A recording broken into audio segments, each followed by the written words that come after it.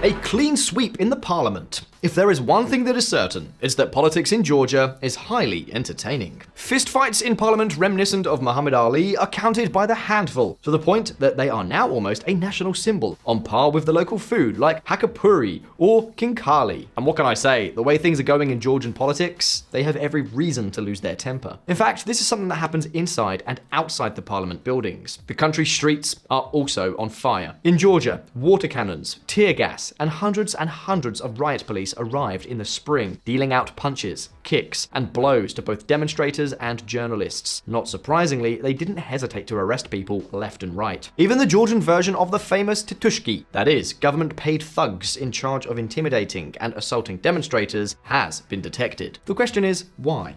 Well, basically, because of this. Georgia passes Russia-style law on foreign influence despite U.S. warnings and mass protests. Georgia has just passed the final reading of the Foreign Agents Law, also popularly known as the Russian Law. It's a law that comes after the government was forced to backtrack at the last minute, also due to the strong protests that broke out across the country a little over a year ago. But what does this Russian law consist of? Well, essentially, what the government is looking for is to ultimately control what is said and how it is said, and what is done and how it's done, depending on who finances it. For many, a clear turn towards authoritarianism. And okay, some of you may be thinking, what's so special about Georgia that we care about this whole story? Well, we're basically talking about a country that is constantly gambling between the West and Russia. Russia invaded them in 2008 and maintains occupation of two territories claimed by the Georgian government, South Ossetia and Abkhazia. How curious, don't you think? Considering these precedents, it would seem normal that they would practically hate their northern neighbors. At the very least, they wouldn't want to hear from them. And do you know what? In a way, that's exactly what happens. Of course, the street is one thing, and the government is quite another. According to the latest polls, about 80% of Georgians want to join the European Union, and in fact, since December 2023, the country has official candidate status. At the same time, however, the Russophile Georgian Dream Party controls half of the seats in parliament, and the government is supported by an ultra-nationalist anti-American party that has 9 more MPs. In other words, the disconnect between what is in parliament and what the people supposedly want is extreme. In fact, the Georgian Dream Party always promises more Europe, and then ultimately they end up looking to Moscow. And Georgia can be a candidate to join the European Union, and it is. But with all that is happening in this country, its chances of joining are rather slim, if not zero. Especially now that its government is passing laws that seek to directly control civil society from speaking out against the government. We're talking about the media, NGOs, and civil associations. Georgian Dream is implementing some of the most liberticidal policies in Tbilisi in a way that mirrors Moscow. Now, what exactly does this law consist of, and why has it once again sparked such massive protests? Is Georgia becoming the new first cousin of Putin's Russia? Has Moscow succeeded in getting this country to give up the dream of being part of the West? Well, let's take a look. On the road to authoritarianism. The Georgian Dream government has had an obsession for more than a year, passing the dreaded Foreign Agents Bill. At that time, we already told you in our Patreon bulletin, the weekly snapshot, about the Georgian government's intention to pass this law. However, that attempt was not approved due to the massive protests and tremendous riots that broke out, both inside and outside the parliament. And of course, you may ask, why on earth does this rule arouse so many misgivings? Well, you see, the thing is that this law is not exactly something new, nor is it an original result of the government's creativity. Not at all. This legislation is an old acquaintance, not in Georgia, but in Russia. A law on foreign agents was passed there in 2012, and the problem is that the Georgian one is practically a carbon copy. And not surprisingly, you can imagine that copying a media control law approved by Putin's regime does not seem like a good sign. But what did it really imply in Russia, and did it have any effect? Well, it certainly did. In Russia, this law has allowed the Kremlin to eliminate organizations that are inconvenient for those in power much more effectively. And of course, it also allowed their members to be prosecuted. In other words, this is not a trivial matter. But let's be more specific. Why does the Georgian government want this law now, and how exactly would it work? Well, you see, according to them, this law is necessary to curb what they consider a harmful foreign influence on Georgia's politics, and thus prevent unidentified foreign actors from trying to destabilize the country. Specifically, the Georgian law on foreign agents seeks that any organization engaged in communication, as well as NGOs and other associations whose revenues from abroad annually exceed 20% of the total, have to register as agents of foreign influence. This may not seem like a big deal, but beyond the negative connotation of the term itself, which in the post-Soviet space is often associated with espionage, the categorization as an agent of foreign influence obviously has its consequences. For example, they will face enormous bureaucratic hurdles in obtaining permits and licenses from the government. Not only that, but they will also be required to submit financial reports and periodic audits. In other cases, the idea is to be inundated with bureaucracy to the point of making the activity unviable. And that's not all. The Ministry of Justice would have the power to make unlimited inspections against entities and organizations of this type. Of course, without any court order or any of those unnecessary formalities. Simply whenever the government wants. A clear example of harassment. And of course, with so much scrutiny, you can always find something or claim that you have found something suspicious. Yet, that is far from the end of the story, but rather the beginning. On top of that, there are also harsh penalties for those who break the law, sanctions that could end up in jail time. And of course, ultimately, the government's idea is to have a total record of all those entities that receive funding from abroad in order to intimidate them with constant inspections and sanctions. At least, that's how it worked in Russia. In fact, it is believed that one of the main objectives is specifically to weaken Transparency International in Georgia, which in recent years has been bringing to light numerous corruption and clientelism scandals on the part of the Georgian Dream government. The drift, as you can see, is not good at all. Instead of advancing the reform agenda called for by the European Union in order to become a member state, Georgian Dream is doing the opposite. And let me ask you a question. Who do you think would be interested in Georgia never becoming part of the European Union? Yes, we're probably thinking about the same man, Vladimir Putin. When you put all the ingredients together, you can clearly see the roadmap. Georgian Dream is trying to move the country away from Europe and closer to Russia. And the worst thing is that it may not even be out of ideological conviction, but out of pure ambition for power. So considering that there are elections this year, and they don't seem to be doing well at all, who knows? Maybe Moscow can be of great help. After all, Russia has a long history of interfering in electoral processes. Maybe in October, they could try to help the current government to ratify its mandate if it really shows itself to be friendly with Russia and break with the West in one way or another. This is the fear that many of the opponents of this government have. And VisualPolitik community, as you can see, it's no laughing matter. Be that as it may, one thing seems clear. The current Georgian government is desperate to silence the information against it, and to achieve this, it is willing to do anything. Listen up. The lie. Brussels is clear. With the approval of the new law, Georgia is out of the European Union. The adoption of this law negatively impacts Georgia's progress on the EU path. The choice on the way forward is in Georgia's hands. We urge the Georgian authorities to withdraw the law. Now, some of you may be thinking, but Josh, there are similar laws in other Western countries. What's the problem with Georgia having such a law now? And why, if Georgia does it look like Russia? But if others do it, it doesn't. Well, let's see. Yes, it's true that in the West, there are countries with laws that may be similar in substance. In fact, this is one of the things the Georgian government alludes to in order to justify it. However, what is not true is that this law is comparable to others in the West. Do you want an example? Let's take the case of the United States. Uncle Sam has the Foreign Agents Registration Act, or FARA, which, in theory, if we were only to take the name into consideration, we could think that it consists of basically the same thing. However, there are some very big differences, and the first one starts with the most important. What is a foreign agent?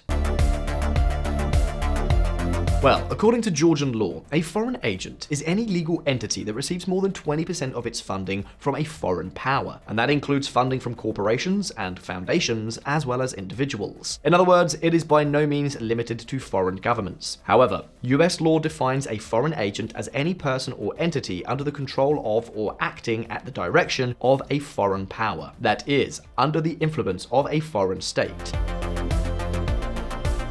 This difference is very important, but it is only the first one. You see, the thing is, the US FARA has exceptions to which it does not apply. And among the exceptions, we find humanitarian aid, academic, scientific, religious, and school organizations. Even media owned by a foreign state are exempt as long as they operate independently. Now, do you know what happens with Georgian law? Well, there are no exceptions, not even for religious entities. Nothing at all. So everyone is under the supervision of the government, no matter what you do. And then, finally, there is another difference, and that is its context. The American FARA was adopted in 1938 with the idea of attacking companies that acted as branches of the German Nazi government and through which agents infiltrated the United States. And then, during the Cold War, it was a very similar story with the Soviet Union. So that means the law has never been repealed. On the other hand, in the case of Georgia, who is this law working against? Well, take a look. You all saw the resolution adopted by the European Parliament a few days ago. All of this had two goals. On the one hand, they once again tried to brazenly interfere in Georgia's affairs, and on the other, they showed everyone that the European Parliament has become yet another one of their tools. Now, exactly what is being referred to as using the European Parliament? Well, basically, organizations and foundations that, in the opinion of the Tbilisi government, are trying to influence the country's politics in favor of the United States and the European Union. In fact, we mentioned Transparency International before. It is precisely because this organization is partially funded by the European Union, as well as others such as, for example, ISFED, the International Society for Fair Elections and Democracy. The latter has been launching reports for years criticizing the anti-democratic drift in Georgia and the government's attempt to control the judiciary and not implement the judicial reforms needed for EU accession. Or in other words, Georgian Dream wants to prevent organizations that expose their scams and corruption from operating in the country. Incidentally, Russia is taking advantage of the troubled waters to gain influence in the government. But having said that, let's look at a concrete example of what can happen. Keeping in mind the Russian law that Georgia has been inspired by, one of the first NGOs that were labeled as undesirable and banned was the National Endowment for Democracy. And all of this, along with the corresponding penalties of up to 6 years in prison. Promoting democracy in Russia? How barbaric. Well, because of these things, a lot of Georgians see very clear parallels between the way Putin perpetuated himself in power in Russia and what Georgian Dream is doing now on the verge of an election. So I'm sure you understand the protests perfectly now. Now, what if I told you that beyond a party or a government, the one who is driving this whole law is actually a single person? Yes, that's right. We are, in fact, talking about the richest person in the entire country. Listen up. The oligarch, the artificer. I think it's clear to all of us at this point in the story that Russia still retains tremendous influence over many of the countries that were once part of the Soviet Union. Belarus, Armenia, Azerbaijan, in all of them, the tentacles of the Kremlin are still very present. And as you can imagine, this is also happening in Georgia, particularly for one reason. The richest man in the country is at your service. We're talking about an old acquaintance on this channel, Bidzina Ivanishvili. Founder of the main ruling party since 2011, the Georgian Dream, Bidzina Ivanishvili, is a businessman who operated the only private cooperative allowed in the entire Soviet Union during the 1980s, thanks to which he began to amass a huge fortune that led to him becoming the richest man in Georgia. Well, this guy was Prime Minister of Georgia between 2012 and 2013, although since then he has continued to pull the strings of power through his political party. However, his political activity started much earlier. He started off in Russia, where he became part of the so-called Semi-Bankirshina, a group of 7 successful bankers who financed Boris Yeltsin's campaign in 1996, and who, as a reward, received huge profits in the process of privatization of state-owned enterprises. In Georgia, however, he did not become involved in politics until his return to the country in 2004, at which time he began to support what would later become his main political rival, Mikhail Saakashvili, whom he eventually defeated in the 2012 elections. Ivanishvili is seen as responsible for Georgia's rapprochement with Russia. In general, Ivanishvili is the architect of the new Georgia, led by the Georgian dream, a Georgia increasingly clientelistic and ever closer to the motherland Russia. In fact, all indications are that it was his powerful connections as the richest person in the country that secured more than enough votes to get the Foreign Agents Act through Parliament. Georgia's Ivanishvili lashes out at West amid foreign agent bill crisis. What's more, Ivanishvili himself has come out in defense of the Foreign Agents Law in a multitudinous rally where there was no lack of accusations against the West, and where he pointed to various NGOs for allegedly inciting a war in the country. Not only that, the Georgian oligarch also gave a warning to the main opposition bloc. After the October national elections, a severe political and legal trial will begin. It is therefore not surprising that the European Parliament has singled him out in particular. The European Parliament deplores the personal role played by Georgia's sole oligarch in the current political crisis and in a further attempt to undermine the country's Western orientation in favor of a turn towards Russia. Both the United States and the European Union have shown their concern not only for Ivanishvili's influence, but also for Georgia's concerning drift. On top of that, the European Union has already warned that if the law is approved, negotiations for Georgia's accession to the Union will be suspended. The problem is that, as we mentioned before, 80% of Georgians are pro-European Union. And naturally, a serious concern arises here. The Georgian dream is pushing a law that will automatically suspend Georgia's rapprochement with the European Union. However, there are elections this year. Does the Georgian dream really want to go to an election having killed the most important project for 80% of the voters? Why didn't they wait? Sounds odd, doesn't it? For now, Ivanishvili's party is playing everything on one card. Fear. Fear of the intrusion of foreign agents in national affairs. Fear that, if the leash of NGOs and the opposition is not shortened, Georgia may suffer the same fate as Ukraine. In this way, the Georgian dream seems to be betting on fear and discrediting its rivals, at the risk of losing a good part of its more moderate and less pro-Russian electorate. But of course, if this fear operation doesn't work, will they really gamble on losing power? Or do they have some kind of intervention or help in mind? Let's see, this is not a conspiratorial hypothesis. There are few things Moscow likes less than free elections. In the Kremlin, they are wizards when it comes to suspending democracy and having thousands of spokesmen saying that Russia is paradise on earth, a paradise where real freedom exists. Whatever the case, we'll soon have an answer. But at this point, the question is now for you. To what extent do you think Russia is behind this whole mess? Leave us your thoughts below in the comments and we'll start a debate. And very important, if you liked this video, then please like it and subscribe to VisualPolitik if you haven't already done so. These are small gestures that help us out a lot. As always, thank you so very much for being there. All the best, and I will see you next time.